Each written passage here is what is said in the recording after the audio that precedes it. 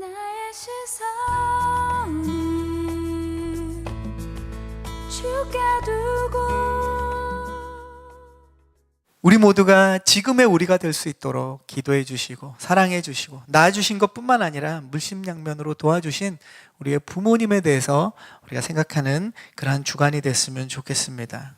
우리가 사실 소중한 걸 너무 잊고 살죠. 때로는 너무 가까이 있어서 우리가 잊고 살고, 또 때로는 이제 여러분이 미국에 있으면서 또 거리가 멀기 때문에 부모님과 또 너무 멀어서 또 마음은 있지만 잊고 지내는 시간들이 많이 있습니다. 모두가 사실 우리의 지금의 우리가 될 수 있었던 건 하나님의 은혜지만, 하나님께서 우리의 육신의 부모님들을 통해서 이러한 일들을 이루어 주셨습니다. 그래서 우리가 잊고 지냈던 그런 은혜가 있다면, 특별히 우리가 어버이 주간을 맞이해서 우리 부모님들께 그 고마움과 감사와 그 은혜에 대한 표현을 하는 것이 굉장히 중요합니다. 마음으로는 가지고 있지만 표현하지 않으면 그것이 부족하죠. 그래서 뭐 카톡이나 문자도 좋지만 꼭 전화를 드려서 꼭 감사하다는 이야기를 부모님께 하시고, 특별히 이제 가까이 계신 분들은 당연히 이번 주간에 부모님과 좋은 시간들 갖고 얼마나 그 부모님이 주신 은혜가 큰지에 대해서 또 감사하는 시간을 가지면 좋겠습니다. 지난주 말씀을 정리해 보면 야곱이 아내들에 대한 편애가 있었죠. 레아에 대해서는 사랑이 없었습니다. 그러나 라헬에 대한 사랑은 아주 지극했죠. 그리고 자녀들에 대한 편애도 있었습니다. 나중에 우리가 계속 말씀을 보겠지만 요셉이나 라헬의 자녀들에 대한 특별한 사랑이 있었어요. 그러나 레아의 자녀들에 대해서는 야곱이 큰 관심과 사랑을 주지 않았습니다. 지난주 말씀에도 보면은 디나가 그러한 어려움을 당하고 또 강간을 당하고 또 지금 잡혀 있어서 감금 상태에 있는데도 야곱은 너무나 차분한 모습, 그것이 사실은 또 디나의 오빠들에게 더 큰 분노를 만들어냈던 것이죠. 야곱의 이러한 소극적인 태도, 그것이 사실 문제를 더 악화시켰습니다. 오빠들은, 이 디나의 오빠들은 분노했고 그 분노가 더 커졌기 때문에 결국은 세겜성 사람들을 잔인하게 죽이고 약탈하고, 그리고 그들의 아내와 자녀들을 이 종으로 삼는, 사실은 믿음의 가정이라고 볼 수 없는 부끄러운 그러한 일들을 하게 되었습니다. 그 방법도 아주 거짓과 속임수로, 심지어 하나님의 방법인 것처럼 이용해서 세겜성 사람들을 아주 학살하는 모습을 우리는 보았습니다. 하나님을 빙자하는 영적인 무감각함을 보여주었죠. 자녀들이 이렇게 된 데까지는 아버지의 문제가 좀 커 보입니다. 그 얘기를 지난주에 나눴죠. 그리고 또 한 가지, 야곱은 자기 중심적인 생각, 자기를 사랑하는 그 마음이, 집착이 너무 컸기 때문에 자녀들에게 실망을 안겨주었습니다. 자식들 때문에 자신이 어려움에 빠지게 됐다라고 해서 아들들을 나무라는 모습을 봅니다. 아들은 그것 때문에 더 분노하죠. 아버지가 딸이 당한 고통과 위기를 보고 어떻게 가만히 있을 수 있느냐, 이렇게 항변합니다. 아버지는 딸을 생각지도 않고 어떻게 자기 자신만 생각할 수 있느냐, 이렇게 분노하죠. 아들들 중에 특히 이제 시몬과 레위의 말이었는데, 우리가 지난주 말씀을 보면서 그 말이 틀린 말은 아니죠. 우리도 그러한 야곱의 모습에 너무하다 싶을 정도의 생각이 있습니다. 딸이 잡혀갔는데 아버지가 너무 침착하고 태연한 모습, 이것은 사실은 일반적인 반응은 아니죠. 당연히 자녀에 대한 사랑과 관심이 없는 것처럼 보입니다. 실제로도 그렇고, 여동생을 구해서 돌아온 이 아들들에게도 심하게 분노하는 이 아버지의 모습, 그 말에는 그리고 그 내용에, 비난하는 내용에 보면 자기중심적이고 자기밖에 모르는 모습들이 있습니다. 그러나 한편으로 보면 이 가장으로서, 아버지로서 자신의 가족과 또 이 가문을 이끄는 족장으로서의 야곱의 모습을 보면 이런 편애와 자기중심적인 마음도 있지만, 한편으로는 자기 가정을 책임지기 위한 그 책임의 모습도 우리가 볼 수 있다는 거죠. 가정과 이 가문 전체의 안전을 위해서 그가 반응하는 내용들이 우리는 엿볼 수 있다는 거죠. 어느 정도 침착함과 신중함들이 그 안에서 우리는 또한 엿볼 수 있습니다.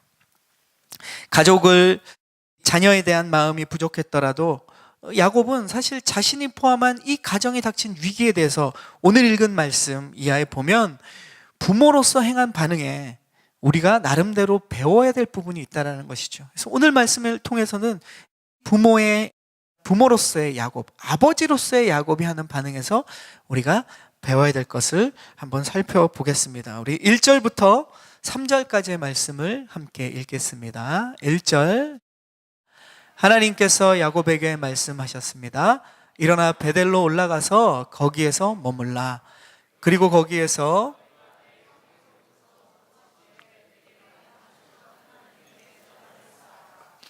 야곱이 자기 집 사람들과 그와 함께 있는 모든 사람들에게 말했습니다.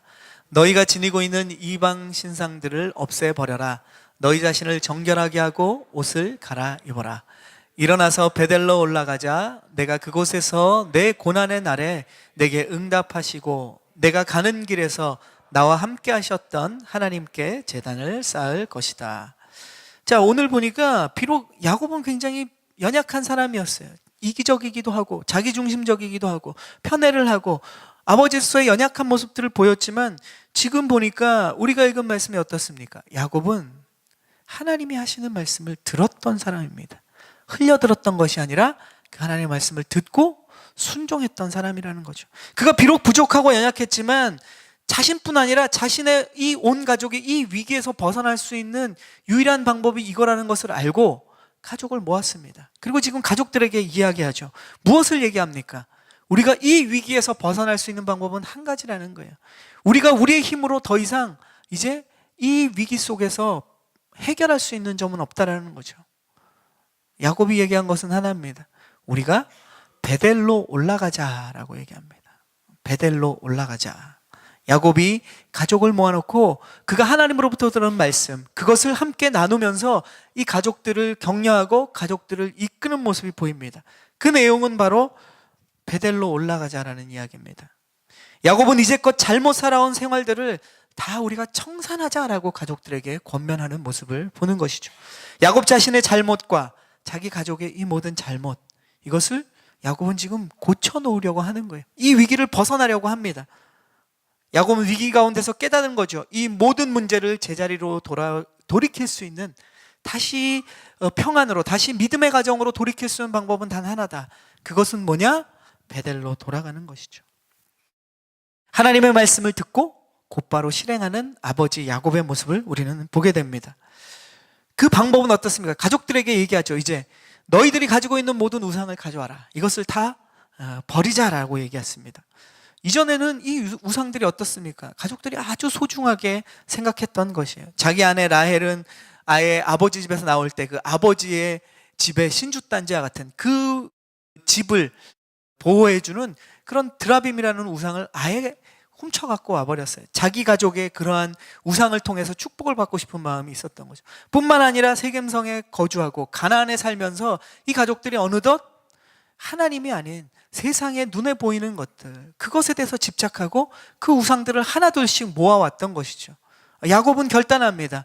이 문제를 풀 수 있는 방법은 베델로 돌아가는 것, 하나님께로 돌아가는 것 이외에는 답이 없다는 것을 알았습니다. 이전에 모든 자신뿐만 아니라 자신의 가족들이 잘못해왔던 이런 우상들을 다 모읍니다.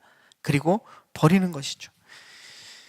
가족들의 이 우상은 결코 세상에서 값싼 것이 아니었어요. 오늘 말씀에 보면 금과 은과 아주 세상이 볼 때 가치 있는 것이었어요. 그들의 재물이고 그들의 삶에서 아주 중요한 가치 있는 것이죠. 그런데 이것에 대해서 미련을 두지 말라라고 얘기하는 거죠. 이걸 다 버리라는 겁니다. 하나님과 멀어지게 했던 이 우상들은 사실 하찮은 것들이 아니에요. 세상에서는 아주 값비싼 것들이었습니다. 우리가 하나님보다 소중하게 여기는 것들이 때로는 보면 세상에서 아주 가치 있는 것이에요. 그런데 그것이 하나님과 우리의 관계를 깨트리는 것입니다. 우리를 삶에서 더 큰 문제를 만들게 하는 원인이 된다는 것이죠.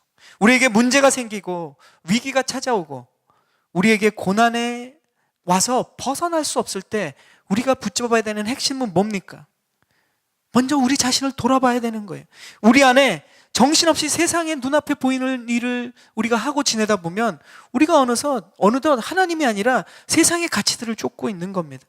하나님을 잊고 살고 하나님과 친밀한 관계가 멀어지고 하나님과의 사랑도 식어지고 세상에 아주 비싸 보이는 그러한 세상의 돈, 명예, 권력, 세상의 성공, 나의 소중한 꿈, 이것이 하나님보다 더 커지는 것이죠. 이것이 우리의 모든 관심을 뺏어가기 시작할 때 세상에 그 가치 있는 것들이 성경은 뭐라고 말하고 있습니까? 우상이 되어 버렸다는 거죠. 원래 우리에게 주시고자 하는 축복인데 우리가 그것에 가치를 두고 하나님보다 그것을 더 소중히 여기고 하나님보다 더 위에 둘 때 이 모든 것은 우상이 되는 것입니다. 바로 그때 우리는 우상을 버리고 우리 자신의 베델로 돌아가야 되는 거예요. 저와 여러분이 어느덧 세상 가운데 젖어서 세상의 흐름 따라, 세상의 풍조 따라 우리가 살고 있는지 모릅니다. 그럴 때 우리가 붙잡아야 될 것은 무엇입니까? 오늘 성경이 분명히 얘기하고 있죠. 야곱의 결단을 통해 하나님이 야곱에게 말씀하시고 야곱이 야곱의 가족들에게, 자녀들에게 이야기하는 말입니다. 베델로 돌아가야 한다는 것이죠. 야곱에게 베델은 어떤 것입니까? 그가 사실 아무것도 없이 빈손으로 부모님의 집에서 형의 그 죽이고자 하는 그 생명의 위협을 벗어나서 아무것도 없이 떠났을 때 하나님을 처음 만났던 소중한 곳입니다. 그가 두려움과 고통과 앞으로 자신의 일이 어떻게 될지 전혀 모르는 그 위험과 막막한 상황 속에서 하나님이 그를 만나 주셨죠. 하나님의 사다리를 보여주시면서 내가 너를 위해 일하고 있다. 네가 보이는 것은 광야와 아무것도 없는 너 자신과 두려움뿐이지만 하나님은 나는 너의 여호와 하나님 나는 지금도 일하고 있다. 네가 그것을 붙잡아야 된다. 그리고 너는 두려워할 필요가 없다. 내가 너와 함께하고 내가 너에게 약속하고 그 약속을 끝까지 이룰 것이다. 그리고 네가 축복을 받고 다시 돌아와서 이곳에서 예배해야 된다. 나는 또 이곳에서 너에게 그 약속을 신실하게 이루어줄 것이다. 이곳이 바로 야곱에게 베델이었습니다. 그런데 야곱이 어떻습니까? 지금 거의 30년을 잊고 살아요. 하나님이 약속해 주셨고 축복해 주셨던 이 베델을 잊고 30여 년이 지난 지금 그가 고난과 고통과 위기가 다시 찾아오고 자기가 살던 그 세겜성 주변에서 더 이상 생존의 위협을 느끼고 답이 안 나올 때 그는 하나님으로부터 음성을 듣습니다. 다시 베델로 올라가야 된다는 거죠. 야곱은 그래서 그 가족들에게 얘기합니다. 베델로 돌아가자라고 얘기하는 거죠. 하나님과 깊은 추억이 있는 곳, 하나님이 이 야곱과 함께 하겠다고 약속하신 곳, 너를 도와주고 축복하겠다라고 말씀하신 곳, 그곳이 야곱에게 베델이었습니다. 그렇다면 여러분에게 베델은 어떤 곳입니까? 여러분에게 베델이 있습니까? 여러분이 생각하는 베델은 어디입니까? 여러분이 하나님을 깊이 만난 곳, 하나님과 끊을 수 없는 사랑을 체험했던 곳, 하나님의 도우심을 경험한 곳, 하나님의 응답을 경험한 것, 하나님 한 분만이면 내가 세상을 얻은 것보다 더 깊은 기쁨과 감사함이 있습니다. 이러한 경험과 고백을 했던 곳, 그곳이 저와 여러분의 베델이라는 것이죠. 그런데 어떻습니까? 세상을 살고 정신없이 세상을 쫓다 보면 그 베델, 우리의 베델이 점점 우리와 멀어져 있는 것이에요. 우리는 우리의 베델로 돌아가야 되는 것입니다. 베델은 세상의 채워짐이 아니라 하나님의 위로로 채워진 곳입니다. 베델은 세상의 흐름을 따라가는 곳이 아니라 하나님의 인도하심이 있는 곳이 바로 저와 여러분의 베델인 것입니다. 베델은 세상의 편안함이 보장된 곳이 아니라 하나님이 언제나 우리와 함께 하시기 때문에 하늘의 평안과 위로를 주시는 그곳, 그곳이 저와 여러분의 베델인 것이죠. 그래서 우리는 날마다 우리의 삶이, 우리의 영혼이 하나님의 베델 안에 거하는 삶을 살아야 됩니다. 이것을 잃어버리면 우리에게 위기가 찾아온다는 것이죠. 야곱이 그의 가정에 위기가 찾아왔을 때 하나님께서는 야곱에게 베델로 올라가라라고 얘기하셨습니다. 우리가 볼 때 이 야곱이 보면 비록 많은 부분이 부족하지만 하나님께서는 누구에게 말씀하셨습니까? 그 가정의 아버지인, 리더인, 또 영적인 가장인 아버지 야곱에게 하나님은 말씀하셨습니다. 그리고 야곱을 통해서 그 가정을 구원해 주시는 거예요. 그러니까 아버지가 약하고 또 세상적으로 뿐만 아니라 사회적으로든 아니면 그 문화에서든 약한 것은 중요하지 않습니다. 하나님은 그 약한 아버지 야곱을 통해서 하나님은 이 가정 전체를 다 구원하시는 모습을 우리는 보게 된다는 것입니다. 우리가 볼 때 우리의 부모님이 믿음이 나보다 부족해 보여, 나보다 믿은 지 얼마 안 되셔, 나보다 더 세상적인 것 같아, 나보다 더 연약해 보여, 이것은 중요하지 않습니다. 우리의 부모님이 믿음이 부족해도 부모님께 순종하는 것이 맞습니다. 영적으로도 마찬가지고 세상적으로도 마찬가지고 부모에게 순종은 하나님의 방법이라는 것이죠. 가족을 향한 하나님의 인도하심은 부모님을 통해서 흘러가는 것이 맞습니다. 아무리 자녀가 부모를 사랑한다고 해도 부모가 자녀를 사랑하는 것을 넘어설 수 없지 않습니까? 여러분도 너무 잘 알고 경험하지 않습니까? 하나님께서 한 가정이 온전해지시는 방법은 부모님의 사랑을 통해서, 부모님을 통해서 일하는 경우가 많습니다. 그래서 부모는 하나님께서 우리를 통해 자녀에게 흘러가실 것들을 기대하고 영혼육의 강건함을 위해 자녀들을 위해서 기도하고 격려하는 것이 맞죠. 그러나 뿐만 아니고 한편 자녀는 부모님의 마음을 헤아리고 부모님의 마음을 흘려듣지 않아야 합니다. 부모가 사회적으로 또 부모가 신앙적으로 연약해 보인다고 해서 부모의 말을 흘려듣는 것은 하나님의 영적인 흐름을 우리가 간과하는 것이 된다는 것이죠. 부모님이 아무리 연약해 보여도 또 부모님의 결정이 때로는 무모해 보일지라도 그것은 사실 부모님이 고민하고 결정한 최선의 경우가 많습니다. 그러니까 우리가 지나고 나서 부모가 돼보면 우리가 또 철이 들고 나면 그것을 그때 깨닫는 거죠. 아, 그래서 아버지가, 그래서 어머니가 그때 그랬구나. 어릴 때는 우리가 그것을, 또 젊을 때는 그것을 잘 깨닫지 못하죠. 나이가 들고 철이 들고 부모님 입장이 돼보면 아, 부모님이 이런 어려움을, 이런 고민을 하셨구나, 이런 힘든 결정을 하셨구나, 이런 것들을 우리가 이해하게 될 때가 있습니다. 나중에 후회하지 마시고 우리의 삶 속에서 그러한 부모님을 통해서 하나님이 일하시는 것, 부모님을 통해서, 우리 육신의 부모를 통해서 하나님이 일하시는, 또 말씀하시는 것들을 우리가 주의 깊게 또 귀 기울이는 저와 여러분 되기를 축복합니다. 아멘. 야곱은 이기적이고 자기 중심적이었어요. 그러나 고난과 위기의 순간에 이 아버지 야곱은 영적인 리더십을 발휘했습니다. 하나님께서 야곱과 함께 하셨기 때문에 아버지 야곱의 영적인 리더십을 통해서 그 온 가족을 큰 위기로부터 구했습니다. 자, 그 내용이 오늘 읽은 말씀 중에 나오는데 우리 5절과 6절 말씀을 함께 읽겠습니다. 5절 말씀. 그들은 길을 떠났습니다. 하나님께서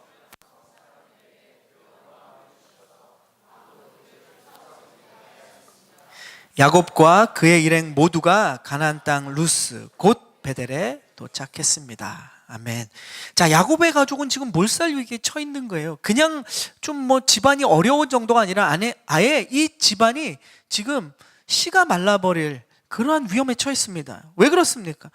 그 야곱의 아들 시몬과 레위가 또 다른 아들과 힘을 합쳐갖고 무엇을 했습니까? 세겜에 있는 모든 남자들을 다 죽였어요.